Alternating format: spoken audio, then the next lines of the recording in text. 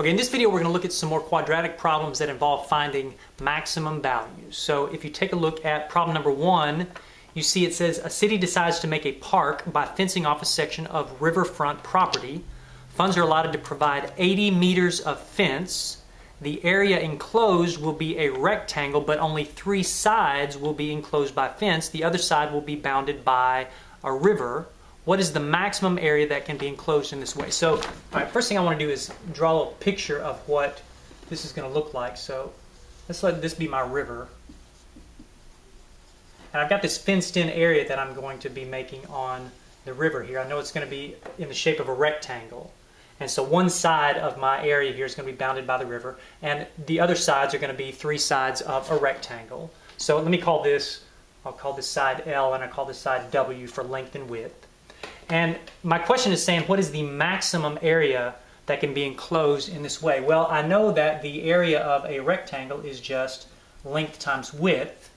And if I had a function, that is, if I had an expression for the area of the fence, which I do right here, length times width, well, I could just put that into my graphing calculator, and I know how to graph a function and find a maximum value using my graphing calculator. Well, the problem with this is my expression here, my function, it's got 2 variables in it, and I need to just have a function in 1 variable if I'm going to be able to graph it on my calculator. So I need to somehow turn this into a function that just has 1 variable. Well, the way I'm going to do that is I'm going to use, let me call this equation number 1, that's kind of my main equation. Well, I've got another equation that I can set up because I see in my problem funds are allotted to provide 80 meters of fence. So my total amount of fence here is going to be 80 meters, which means that this side plus this side plus this side equals 80. This side right here is also going to be W, by the way, since that's another width of the rectangle. So I can set up another equation here that essentially says L plus, I should say L plus 2W equals 80. And since now I've got, I'll call this my second equation.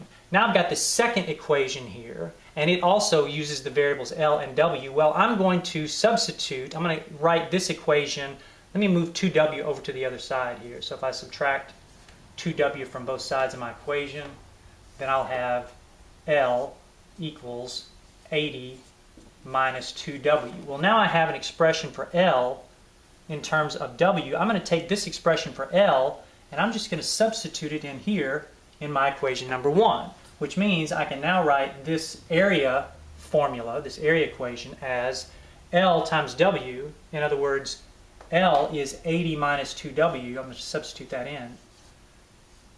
So this is area equals L times W. Well, now I have an expression that is only in terms of 1 variable, which is the width of my rectangular area here. Now, if I rewrite this a little bit, I think I can put this into my graphing calculator, and maybe I can find where that function is going to be a maximum. So I'm going to rewrite this a little bit here. Let me move the W over this side. Instead of 80 minus 2W times W, I'm going to say W times 80 minus 2W. And now I'm going to use my distributive property here so that I get, let's see, this will be 80W minus 2W squared, and I can see this is looking like a quadratic function. And in fact, let me go ahead and let me put my W squared term over here because I'm used to seeing that as the first term. Minus negative 2W squared plus 80W. And in fact, how about instead of writing this as A equals negative 2W squared plus 80W, let me write this as Y equals negative 2X squared plus 80x. Now I've got a function that I can put into my calculator and I can graph it. And in fact, if I do that, if I put that into my graphing calculator and I graph it, then I am in fact going to get a quadratic function that is a parabola, and I can see it's going to be an upside down parabola. It's going to look something like this.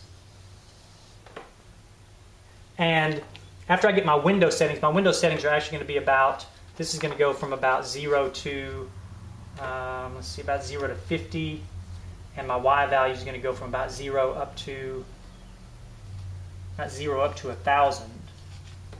And here I can see there's my maximum value.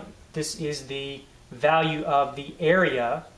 My function, remember, is my area in terms of the width. So as my width changes, the width of my rectangular area changes, the value of my area, the area enclosed by the fencing, it changes. And this point right here is where my area is at a maximum. And all I have to do then is use my graphing calculator to tell me what are the coordinates of this point. Well, the coordinates of this point, it turns out,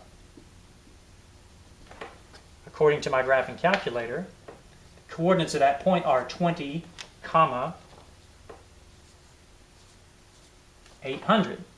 In other words, the x value, that is my width, is 20, and the y value, that is my area, my maximum value of area, is 800. And that's the answer I'm looking for.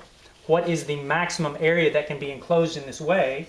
Well, the maximum area is going to be 800, and this is going to be in, let's see, this is meters, so that's going to be 800 square meters.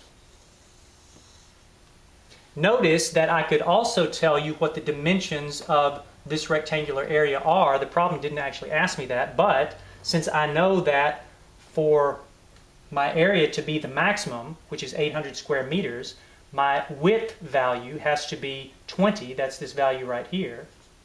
And if my width value is 20, that means that value is 20.